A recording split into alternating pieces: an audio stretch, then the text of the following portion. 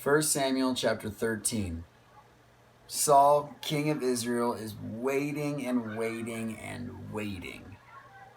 7 days he has to wait until Samuel gets there, and then Samuel can offer the burnt offering, and then Saul can go into battle, can conquer, can be successful in his kingdom. These 7 days go by, he's looking around, Samuel still hasn't showed up, and he sees all the people that are following him are losing faith themselves, and they're scattering, and they're like, and they're doubting. Their lack of faith is what catalyzes his own lack of faith. And he ends up unlawfully taking the burnt offering and offering it himself. Right when he's done offering, oh man, Samuel shows up right then. He was so close. Read it yourself. It's right in there. And Samuel comes and says, "What have you done? Oh, Saul, what you've done is foolish. Man, if you had waited, if you had obeyed the Lord, your kingdom would have continued. You would have been successful. But now your kingdom will not continue. You've lost it." Impatience is what lost Saul the keys to the kingdom. It's funny, I think about that because impatience is part of what God has been testing me with as well. Week 1, here at camp, I give my missions talk. I give it passionately. I'm so pumped. I feel like I did pretty great. I communicated, man, there are people that don't have the Bible in their language. I communicated clearly that I am raising support and that I'll be on the deck all day if anyone wants to talk to me about missions, and definitely, hopefully, about supporting me. Because I shared with not only 500 campers, but also 50 counselors who I'm really hoping might be stirred to want to support. I sit out there on the deck. An hour goes by. Nothing. Literally no one. I'm just reading a book the whole time. 2 hours go by. Not much else. By the time 3 hours goes by, I'm in full-on Saul mode. I'm like, oh no, God, why did you bring me up here if you're not going to provide? Like, what are you doing? I'm just confused. Honestly, so much so have I lost faith at that point. I mean, not entirely. I'm still trying to believe and trust God that He's going to provide, that He's going to bring the people, but it's not looking like it right now. And so I pack up and I call it a day. Go to bed that day, disconcerted, not really angry, but just disappointed, not really understanding.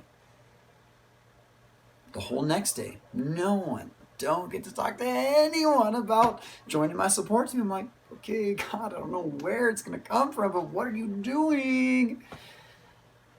It isn't until late that day, dinner that following day, that someone finally comes out of the blue and eagerly talks about wanting to support me. Oh, it felt like an incredible weight was lifted off me. I thought, God, you've come through. You've come through. Surely you have me here.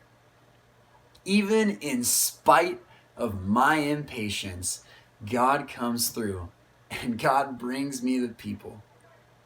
And the thing is, God, He was pouring out the bucket.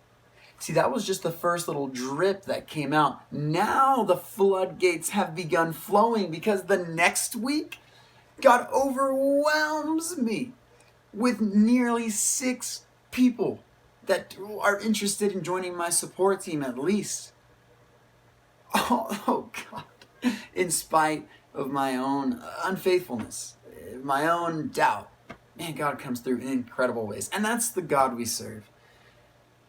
So I've been up here at Hume Lake doing just that, doing recreation, but mainly sharing this missions talk once a week and being available, talking with people. Some people want to hop on board. That is so Awesome. Oh, check this out. I'm above 50%. I'm over halfway there. Praise God. That is so cool. That's awesome. That's so sick.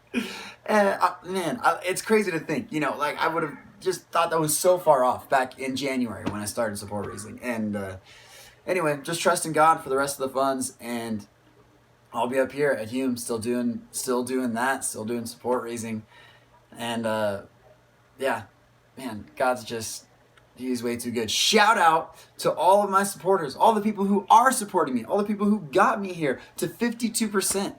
Man, you guys are awesome. You guys are the only reason that I'm able to do this. I'm looking forward to the time in August where I get to go serve at the Missionary Training Center for some time before I end up heading to Papua New Guinea. But for now, I'm doing support raising, and it's awesome. Oh, I would love if you guys would pray for me.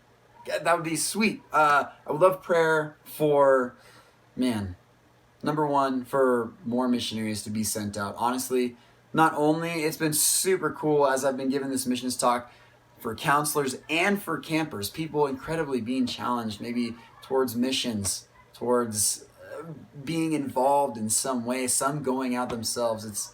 It's been really rewarding to hear all about what God is doing in people's hearts in regards to the nations and going. So especially for this time, for more workers in the harvest field to be sent out doing missions.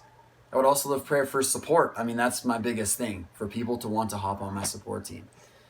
And, that might be you guys watching this video. Some of you guys already support me. Some of you guys, maybe you're considering it right now. I would love if you guys would reach out to me, or if I could pray for you in some way about that decision.